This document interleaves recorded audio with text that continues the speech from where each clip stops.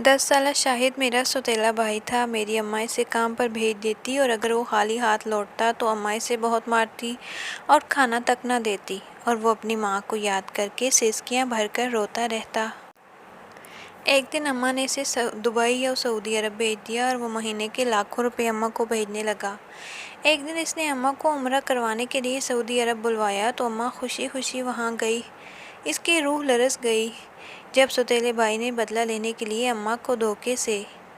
अम्मा बार बार घड़ी को देखती और फिर दरवाजे की जानिब नज़रें दौड़ाती। शाम के 6 बज चुके थे, यानी शाहिद घर आने वाला था।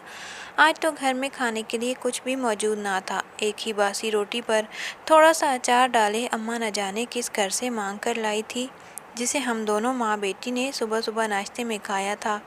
10 साला शाहिद ने जब हमें अचार के साथ रोटी खाते देखा तो इसके मुंह में पानी भर आया। वो भी तो हमारी ही तरह कल से भूखा था। रोटी को देखकर वो खिल उठा और फ़ौरन हमारे पास आकर बोला, अम्मा अम्मा बहुत भूख लगी है, थोड़ी रोटी पर अचार रख कर मुझे भी दो ना। शाहिद ललचाई हुई नज़रों से देखकर कहता हमारे पास बैठने लगा, मगर तभी अम्मा ने फ़ौरन शाहिद को झटक कर वहाँ से दूर कर दिया। वो जो हमारे करीब ज़मीन पर बैठने लगा था, अम्मा के झटके से दूर जा गिरा और सदमे की कैफियत में अम्मा को देखने लगा। अम्मा ने पैर से अपनी टूटी हुई चप्पल उतारी और शाहिद को मारते हुए कहने लगी, ए कलमुहे, ये रोटी मेरे और मेरी बेटी के लिए है। अगर इतनी ही भूख लगी है तो जाकर कमा कर ला। अगर आज खाली हाथ घर आया ना तो बता रही हूँ तेरे ये हाथ काट कर सड़क के किनारे बिठा दूँगी, तेरी ज़बान भी काट दूँगी। कम अज़ कम लोग तरस खा कर तेरी झोली में भीख तो डाल देंगे। ये सुनकर खौफ से शाहिद दूर जाकर बैठ गया। अम्मा जितने आराम से बफर कर शाहिद को ये अल्फाज कह गई थी, मेरे तो रोंगटे खड़े हो चुके थे। पूरा वजूद कांप गया। भला 10 साला मासूम बच्चे के साथ ऐसी बातें की जा सकती थी। वो बार बार अम्मा के हाथ में मौजूद रोटी अचार देख रहा था, जिसका आखिरी निवाला भी अम्मा इसे दिखा दिखा कर अपने मुँह में डाल चुकी थी। शाहिद एक हसरत भरी निगाह अम्मा पर डालने के बाद उठा और सहन में रखे घड़े से पानी पीकर कंघियाँ और आईने लिए गलियों और सड़कों में बेचने के लिए निकल पड़ा। पता नहीं अम्मा को इस बेचारे से क्या खुदा वास्ते का बैर था। वो 10 साल की उम्र में सारा दिन गर्म तपती दोपहर में नंगे पाँव और खुश्क होंठों के साथ कंघे और छोटे छोटे शीशे बेचता।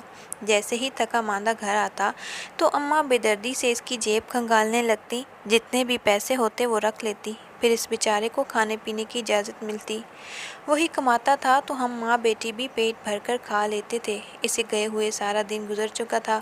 अम्मा बार बार अपने दुखते हाली पेट पर हाथ फेरती और शाहिद को गाली देते हुए कहती कि मरदूत न जाने कहाँ रह गया, भूख से बुरा हाल है, आज इसे आने दो, क्या हशर करती हूँ देखना। इसका माँ बहन की तो कोई फिक्र ही नहीं है, बैठ गए होगा कहीं खाना खाने। अम्मी के अल्फाज सुनकर मुझे शाहिद पर तरस आया था। मैं हिम्मत करके बोली कि अम्मा कुछ तो ख्याल कर, हमने तो फिर आधी रोटी हलक से उतार ली थी, जबकि शाहिद तो भूखे पेट सिर्फ पानी के चंद घूंट पीकर ही घर से चला गया था। अम्मा फ़ौरन सर झटक कर बोली, वो मर्द है मर्द, और मर्द में तो ये सब सहने की ताकत होती है। नहीं मरता वो, वही वाहिद कफ़ील है हमारा। देखना अभी खाने को कुछ लेकर आएगा। रात के 8 बज चुके थे कि तभी दरवाजे पर दस्तक हुई तो अम्मा दौड़ी दौड़ी दरवाज़ा खोलकर देखने लगी। दरवाजे पर शाहिद ही खड़ा था, मगर काफ़ी सहमा हुआ था। इसके हाथ में सारा सामान यूं ही मौजूद था। आज तो इसकी एक कंघी भी नहीं बिकी थी। अम्मा ने जब ये देखा तो आग बगोला हो गई। इसे खा जाने वाली नज़रों से देखने लगी। फ़ौरन शाहिद को घर के अंदर दाखिल किया और उसकी जेबें और कमीज़ टटोलने लगी कि शायद कहीं ना कहीं इसने पैसे छुपा रखे हों। मगर जब इन्हें तस्दीक हो गई कि शाहिद के पास एक फूटी कौड़ी भी नहीं, तो अम्मा ने शाहिद को बालों से पकड़कर इसका चेहरा अपने सामने किया और जन्नाटेदार थप्पड़ इसके नाजुक गालों पर मारने लगी। वो पूरी कुव्वत से इस मासूम बच्चे के रुखसारों पर अपनी उंगलियों के निशान छोड़ रही थी। मुझसे मज़ीद सहा न गया तो भागकर अम्मा के पास गई और इन्हें रोकने लगी। शाहिद का गाल यूं सुर हो चुका था जैसे गाल से अभी खून बहने लगेगा। वो दर्द से रो रहा था। अम्मा के मुंह में जो कुछ आ रहा था वो बोलती चली जा रही थी, जबकि शाहिद सहम कर मेरे पीछे खुद को छुपा रहा था। अम्मा ने मुझे पीछे किया और इसे फ़ौरन बावर्ची खाने की जानिब घसीट कर ले जाने लगीं और बोलीं कि 3 दिन से तेरा यही तमाशा है। जो कमाता है इसकी रोटी लेकर रास्ते में खा आता है। تاکہ گھر ماں اور بہن کو نہ دینی پڑے۔ اب دیکھ میں تیرا کیا حشر کرتی ہوں۔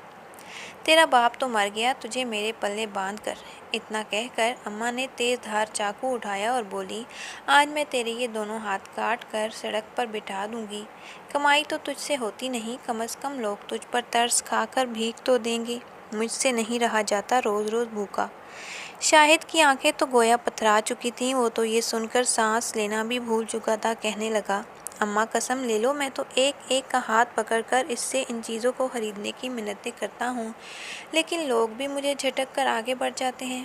میرے ساتھ یہ ظلم مت کرو، میرے ہاتھ مت کاٹو۔ لیکن اماں کہنے لگی، آج نہیں چھوڑوں گی تمہیں۔ میں نے اماں کی بات سنی تو فوراً ان کی جانب بڑھی اور ان کے ہاتھ سے چاقو چھین کر دور پھینکا۔ اماں غصے سے آگ بگولا ہو رہی تھی۔ میں غصے سے روتی ہوئی بولی کہ اماں کچھ تو لحاظ کرو، یہ معصوم بچہ اب کیا کرے اگر لوگ اس سے کنگھی اور آئینے نہیں خریدتے؟ یہ تو سارا دن بھوکا پیاسا گلیوں بازاروں میں لوگوں کے پیچھے بھاگ بھاگ کر ان کی منتیں کر کے کہتا ہے کہ اس کی کنگھیاں لے لو، مگر لوگ اس کے پھٹے ہوئے کپڑے اور مٹی دھول سے اٹا چہرہ دیکھ کر دور دھتکار دیتے ہیں۔ کبھی آپ اس کے دل کی بات بھی تو سنو اماں۔ میرے الفاظ سن کر اماں غصے میں آ چکی تھی۔ اس نے نظر بھر کر ایک دفعہ شاہد کو دیکھا جو سہما ہوا اپنے چہرے پر ہاتھ رکھے درد کی شدتوں کو محسوس کر رہا تھا۔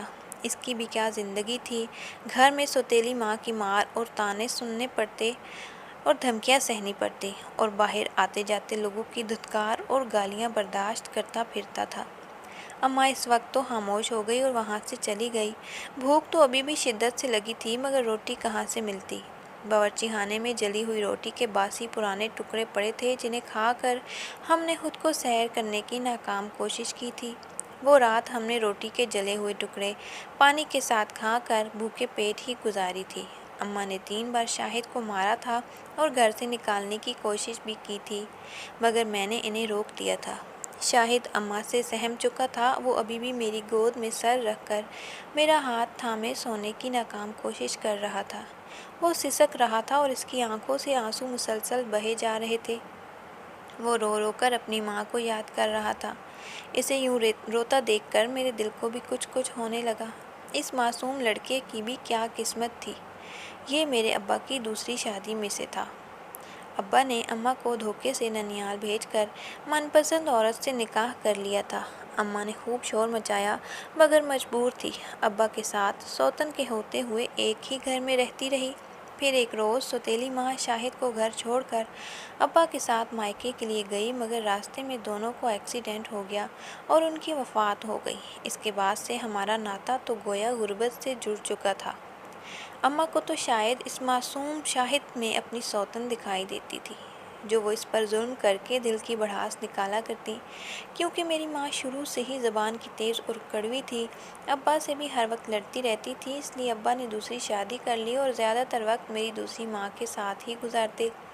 جس رات وہ میری سوتیلی ماں کے کمرے میں سوتے، میری ماں جلے پاؤں کی بلی بنے اپنے کمرے میں چکر کاٹتی رہتی، انہیں بد دعائیں دیتی رہتی کہ اللہ کرے یہ منحوس عورت مر جائے تو میرے سینے میں ٹھنڈ پڑ جائے۔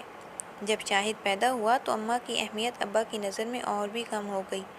اس دن اماں بہت روئی تھی۔ میری سوتیلی ماں عادت کی اچھی تھی، مجھے اور اماں سے پیار سے بات کرتی، لیکن اماں اس سے ہر وقت لڑتی ہی رہتی۔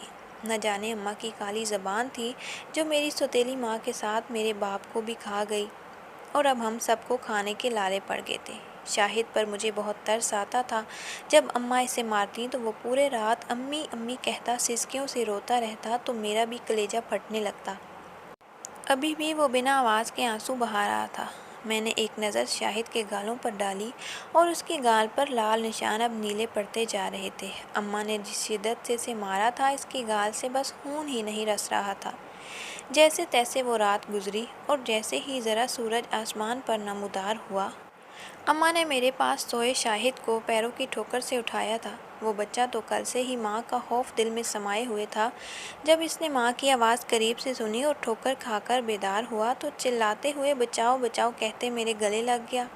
اس کے دل میں ماں کے لیے ڈر بیٹھ چکا تھا، جسے دیکھ کر اماں خوش ہوتی تھی۔ اس نے شاہد کو آج خبردار کرتے ہوئے کہا، اگر آج بھی پیسے گھر نہ لایا تو اسے گھر میں داخل ہی نہیں ہونے دے گی۔ وہ پہلے پیسے اماں کی ہتھیلی پر رکھے گا تو ہی اسے گھر میں آنے کی اجازت ملے گی۔ بیچارہ ڈرا ہوا شاہد روتے ہوئے گھر سے چلا گیا۔ میں اماں کو بہت سمجھا چکی تھی کہ ایسا مت کریں، مگر انہیں میری بات سمجھ نہیں آتی تھی۔ وہ مجھے بھی ڈانٹتی اور گھورتی، کہتی تو چپ کر، بڑی آئی اس منحوس کی ہمدرد۔ سارا دن یوں ہی گزر گیا اور میں شاہد کے لیے دعا کرتی رہی کہ آج اس کی چیزیں بک جائیں اور وہ زیادہ سے پیسے لے کر گھر چلا آئے، تبھی اماں اسے گھر میں داخل ہونے دیں گی۔ مگر سارا دن یوں ہی گزر گیا تاکہ رات آ گئی، مگر شاہد کی کوئی خیر خبر نہ تھی۔ مجھے اب اس کی فکر ستانے لگی تھی کہ کہیں اسے کچھ ہو تو نہیں گیا تھا۔ وہ 2 دن کا بھوکا پیاسا تھا۔ رات کو اپنے حصے کی جلی روٹی کے ٹکڑے اماں سے چھپا کر میں نے شاہد کو کھلائے تھے۔ جب اماں سو چکی تھی، اس کی آنکھوں میں میرے لیے محبت سی ابھر آئی تھی۔ کہنے لگا، آپی تمہاری وجہ سے اس گھر میں واپس آ جاتا ہوں، ورنہ سڑک پر رہنا شروع کر دیتا۔ یہ سن کر میں نے اسے اپنے ساتھ لگا لیا۔ میں نے کہا، ایسا کبھی نہ سوچنا شاہد، میں مر جاؤں گی۔ میں نے فرط اور محبت سے اسے اپنے ساتھ لگا لیا۔ جتنی اماں کو شاہد سے نفرت تھی، اتنی ہی مجھے شدت سے محبت تھی۔ اس کا معصوم چہرہ دیکھ کر مجھے اپنی غربت بھی بھلی لگتی۔ جتنا میری ماں اسے مارتی تھی، اس کے دل میں ماں کے لیے ڈر بیٹھ چکا تھا، جسے دیکھ کر اماں خوش ہوتی تھی۔ اس نے شاہد کو آج خبردار کرتے ہوئے کہا کہ اگر آج اس نے پیسے گھر نہ لائے تو وہ اسے گھر میں داخل نہیں ہونے دے گی۔ وہ پہلے پیسے اماں کی ہتھیلی پر رکھے گا تو ہی اسے گھر میں آنے کی اجازت ملے گی۔ بیچارہ ڈرا ہوا شاہد روتے ہوئے گھر سے چلا گیا۔ میں اماں کو بہت سمجھا چکی تھی کہ ایسا مت کریں، مگر انہیں میری بات سمجھ نہیں آتی تھی۔ وہ مجھے بھی ڈانٹ جایا کرتی۔ کتنی ہی دیر گزر گئی، جب وہ نہ آیا تو میں نے گھر کا دروازہ کھولا۔ مجھے عجیب سی بے چینی نے گھیر رکھا تھا۔ میں نے جو ہی دروازہ کھولا تو جو منظر مجھے گلی میں دکھائی دیا، اسے دیکھ کر میری روح لرز کر رہ گئی۔ معصوم شاہد گلی میں ہی دروازے سے ٹیک لگائے سو رہا تھا۔ اس کے ہاتھ میں آج بھی کنگھیاں یوں ہی موجود تھیں اور آج بھی اس کی کوئی چیز بکی نہ تھی۔ میں نے جب اپنے بھائی کو لاوارثوں کی طرح دروازے پر سوتے ہوئے پایا تو فوراً اسے اٹھانے لگی۔ میری آنکھوں میں آنسو تھے۔ مجھے اپنے پاس دیکھ کر بوکھلا کر رونے لگا اور میرے پیچھے چھپتے ہوئے کہنے لگا، آپی مجھے بچا لو، اماں مجھے بہت مارے گی۔ میں نے اسے خود سے لگا لیا۔ اس کے پیروں پر نظر پڑی تو دل کٹ کر رہ گیا۔ سارا دن ننگے پیر چلنے کی وجہ سے شاہد کے پیروں میں چھالے بن چکے تھے۔ وہ بخار سے بھی جل رہا تھا۔ میں نے اس کے پیروں پہ چھالے دیکھے تو دل خون کے آنسو رونے لگا۔ وہ کہنے لگا، آپی آپ اندر چلی جائیں، میں یہیں بیٹھوں گا۔ اماں نے بولا تھا کہ اگر آج بھی پیسے کما کر نہ لائے تو تجھے بہت ماروں گی۔ میں نے 1 روپیہ بھی نہیں کمایا۔ میں لوگوں کے پیچھے بھاگتا رہا، منتیں کرتا رہا اور کہتا رہا کہ مجھ سے لے لو، بھلے ہی چند روپوں میں، مگر کسی نے میری بات پر کان نہ دھرے، الٹا مار کر وہاں سے بھگا دیا۔ اس کے الفاظ سن کر میں وہیں زمین پر بیٹھ کر اسے سینے سے لگا کر رونے لگی اور بولی کہ تم میرے ساتھ اندر چلو، کچھ نہیں ہوگا تمہارے ساتھ۔ وہ ڈر رہا تھا۔ اماں نے جب شاہد کو میرے ساتھ اندر آتا دیکھا تو ان کے ماتھے پر بل پڑے۔ فوراً آگے بڑھ کر ہاتھ بڑھایا اور بولی، کتنی کمائی ہوئی آج شاہد، مجھے حساب دو۔ شاہد نے جب یہ سنا تو سسک کر رہ گیا۔ وہ کانپ رہا تھا۔ ہماری اماں کی دہشت ہی اتنی تھی۔ اس نے کپکپاتے ہاتھوں سے جیب سے 20 روپے نکالے اور اماں کے ہاتھ پر رکھتے ہوئے بولا، میں بس یہی کما سکا آج۔ اس سے تو تنور والے نے 1 روٹی بھی دینے سے انکار کر دیا۔ بولا 10 روپے اور لاؤ پھر دوں گا۔ سڑکوں پر بھاگ بھاگ کر لوگوں کو چیزیں دکھا دکھا کر میرے پیروں پر چھالے پڑ چکے ہیں، مگر کسی کو میری تکلیف نظر نہیں آتی۔ شاہد روتا ہوا تیز تیز سانسیں لے کر سب ایک ہی سانس میں بتاتے ہوئے کہنے لگا کہ شاید اماں کو اس پر ترس آ جائے اور وہ اسے نہ مارے۔ مگر اماں تو جیسے شاہد کے لیے جلاد بن چکی تھیں۔ انہوں نے شاہد کو گردن سے پکڑا اور اپنے ساتھ کمرے میں لے جانے لگی۔ دروازہ بند کیا اور اسے بہت مارا۔ اگلے روز اسے ایک ورک شاپ پر کام پر لگوا دیا۔ اس کا سیٹھ بھی اسے بہت مارتا لیکن یہ ہوا کہ اب وہ روز کے 200-400 لانے لگا۔ وقت کا پہیہ کچھ آگے بڑھا، شاہد گاڑیاں ٹھیک کرنے کا ہنر جان گیا تھا۔ مار کھا کھا کر اس کا وجود اب اس مار کا عادی ہو چکا تھا۔ میں کھانا پکانے لگی تھی اور گھر کا سارا کام بھی میں کرتی تھی۔ شاہد بھی اچھے پیسے گھر لانے لگا تھا، اس لیے اماں کی لاکھ مخالفت کے بعد بھی میں اپنے بھائی کو پیٹ بھر کر روٹی بنا کر دیتی۔ وہ بھی میرا بہت خیال رکھتا۔ پہلی بار اماں کو اس وقت شاہد پر حیرت ہوئی جب وہ 16 سال کا ہو گیا تھا، اور اماں نے جیسے ہی اسے مارنے کے لیے ہاتھ اٹھایا، اس نے اماں کا ہاتھ غصے سے پکڑ لیا اور بولا، بس اماں، آئندہ مجھ پر ہاتھ مت اٹھانا۔ میں نے پہلی بار شاہد کی آنکھوں میں اماں کے لیے بہت نفرت دیکھی تھی۔ اماں بھی دم بخود سی ہو کر رہ گئیں۔ اس کے بعد اماں نے اسے مارنا چھوڑ دیا۔ ہم دونوں بہن بھائی کی محبت ویسے ہی قائم رہی۔ میں شاہد سے 4 سال بڑی تھی، لیکن اب وہ مجھ سے بھی قد نکال گیا تھا۔ وہ اس قدر محنتی تھا کہ ورکشاپ اب وہی سنبھالنے لگا تھا۔ میرے لیے ایک شرابی اور جواری کا رشتہ آیا، لیکن وہ پیسے کا ٹھیک ٹھاک تھا۔ اماں کو 5 لاکھ کیش دینے کو تیار تھا۔ یہ سن کر تو اماں کو اپنی سگی بیٹی کا بھی خیال نہ آیا اور میرا رشتہ اس شرابی سے طے کر دیا۔ اماں کے اندر بس پیسے کی ہوس بڑھ چکی تھی۔ جب مجھے اس بات کا علم ہوا تو میں نے صاف انکار کر دیا، لیکن اماں مجھ پر برس پڑیں۔ کہنے لگی، لاکھوں کی جائیداد کا مالک ہے وہ بڈھا، تو عیش کرے گی۔ میں نے کہا، مجھے نہیں کرنی اس سے شادی۔ میرے مسلسل انکار پر اماں نے پہلی بار مجھ پر بھی ہاتھ اٹھانے سے گریز نہیں کیا۔ شاہد جب گھر واپس آیا تو مجھے روتے ہوئے دیکھ کر مجھ سے رونے کی وجہ پوچھنے لگا۔ میں نے روتے روتے اسے بتایا کہ اماں مجھے 5 لاکھ کے بدلے بڈھے سے بیانے لگی ہے۔ یہ سن کر شاہد اماں کے سامنے جا کھڑا ہوا اور کہنے لگا، آپ ہی کی شادی میں خود کروں گا، آپ اس شرابی کو انکار کر دیں۔ یہ بات سن کر اماں کہنے لگی، وہ شخص دولت مند ہے، میں اپنی بیٹی کو اسی سے بیاہوں گی۔ اگر تجھے اپنی بہن کی اتنی تکلیف ہے تو مجھے اتنے پیسے کما کر دے دے، میں اس کی شادی تیری مرضی سے کر دوں گی۔ اس بات کو سن کر وہ کہنے لگا، اسے یہ بات منظور ہے۔ شاہد انہی دنوں اس کا ایک دوست جو ورکشاپ پر کام کرتا تھا، وہ عمر میں اس سے کافی بڑا تھا، مجھ سے بھی 2-3 سال بڑا ہوگا۔ وہ سعودیہ جا رہا تھا اور کب سے شاہد سے بھی یہی کہہ رہا تھا کہ وہ اس کے ساتھ وہاں قسمت آزمانے چلے۔ سارا خرچہ بھی وہ کرنے کو تیار تھا۔ شاہد نے جب اماں کی بات بتائی تو کہنے لگا، آج کل وہ لوگ اپنے بڑے بھائی کے لیے رشتہ ڈھونڈ رہے ہیں۔ وہ اپنے بڑے بھائی سے میرا نکاح کروا دے گا، پھر وہ دونوں سعودیہ چلے جائیں گے، اور جب خوب پیسہ کما لیں تو واپس آ کر اماں کو 5 لاکھ دے کر میری رخصتی کروا لیں گے، کیونکہ اس کا بھائی بھی مناسب ہی کماتا ہے۔ شاہد نے اس کی بات مان لی۔